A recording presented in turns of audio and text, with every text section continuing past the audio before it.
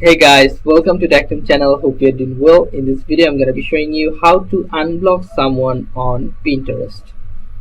So log into your Pinterest first.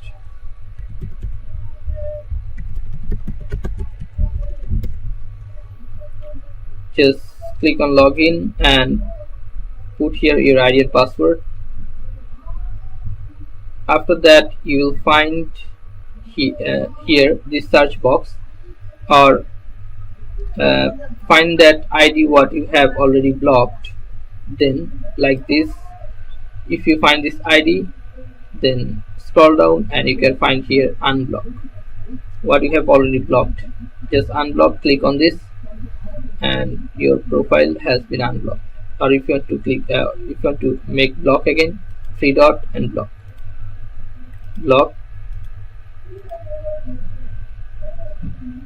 unblock.